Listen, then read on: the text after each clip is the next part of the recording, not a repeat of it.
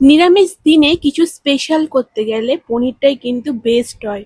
তবে আমাদের বাড়িতে পনির খুব একটা কেউই পছন্দ করে না। আজকে এমন একটা রেসিপি ট্রাই করেছিলাম যে সবাই খুবই মজা করে খেয়েছিল।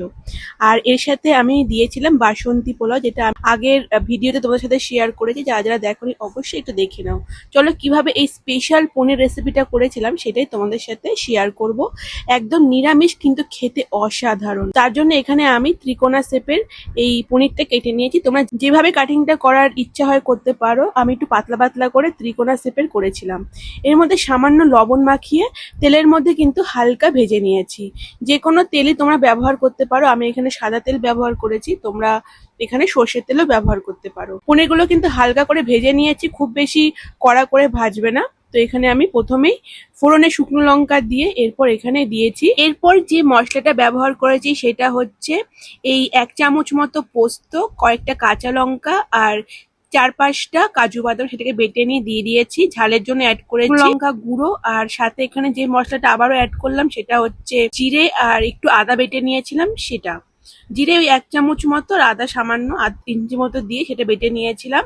স্বাদ মতো লবণ অ্যাড করে ঢেকে রেখেছিলাম একদম লো ফ্লেমে, যাতে মশলা থেকে তেলটা ছেড়ে দেয়। এবং যেহেতু দেখতে পাচ্ছ মশলা থেকে তেলটা ছেড়ে দিয়েছে, মোটামুটি আমার মশলা কষানোটাও কিন্তু হয়ে গেছে।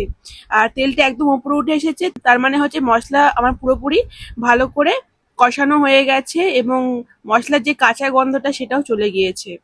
এরপর পরিমাণ মতো জল অ্যাড করলাম। ঝোলটা যেরকম খেতে চাও তোমরা সেই পরিমাণ জল অ্যাড করতে পারো। তো এরপর ভেজে রাখা পনিরগুলোকে অ্যাড করে দিলাম। ভালো করে মিশিয়ে নিয়ে আবারও ঢেকে রাখবো, কারণ পনিরগুলোর মধ্যে একটু ঝোলটা যাতে অ্যাবজর্ব হয় এবং পনিরটা বেশ একটু নরম হয়, তার জন্যই। তো ভালো করে মিশিয়ে নিয়ে আবারও ঢেকে রাখলাম 5-6 মিনিট একদম লো ফ্লেমে। তো মোটামুটি আমার পনিরটা কিন্তু সিদ্ধ হয়ে গেছে এবং সামান্য এখানে মিষ্টি অ্যাড করলাম সমস্ত কিছু ব্যালেন্স করার জন্য। ভালো করে মিশিয়ে নিয়ে আবার একটু ঘি অ্যাড করলাম। ঘিয়ের কিন্তু নিরামিষ দিনে ঘিয়ের একটুখানি পরিমাণ পড়লেও একটু সুন্দর একটা গন্ধ বার হয়। আর হ্যাঁ, এখানে কিন্তু আমি একটু গরম মশলা অ্যাড করেছিলাম গুঁড়ো, তো তোমরা সেটা অ্যাড করতে পারো, আমি এটা দেখাতে ভুলে গিয়েছি। সামান্য পরিমাণ গরম মশলা গুঁড়ো অ্যাড করে দেবে এবং ঘি দেওয়ার পর আবারও ঢেকে রেখেছিলাম 5 মিনিট মতো লো ফ্লেমে। তো একদম রেডি হয়ে গেছে। আর দেখতেই পাচ্ছ পোলাওটাও কিন্তু আমার রেডি হয়ে গেছে, ঝরঝরে পোলাও, মিষ্টি মিষ্টি। তোমরা কিন্তু অবশ্যই ভিডিওটা দেখবে, কারণ অনেকেরই আছে যে পোলাও করতে একটু অসুবিধা হয়। তারা অবশ্যই ভিডিওটা দেখার পর কিছু ট্রিক্স আমি সেখানে শেয়ার করেছি। তো চলো, আজকে কিন্তু পনিরের এই রেসিপিটা একদম রেডি হয়ে গেছে। এটা হচ্ছে পনির রেজালা, ভীষণ টেস্টি হয়। তোমরা কিন্তু একবার ট্রাই করে দেখতে পারো যেভাবে আমি করেছি। আশা করি তোমাদেরও ভালো লাগবে। আর এই রকম পনির রেসিপি তোমাদের কেমন লেগেছে অবশ্যই কমেন্ট করে জানাবে। পারলে ভিডিওটা একটু শেয়ার করে দিও, আমার পাশে থেকো। আর এরকম সুন্দর সুন্দর রেসিপি দেখতে গেলে কিন্তু অবশ্যই আমার চ্যানেলটাকে ফলো করে রাখতে পারো।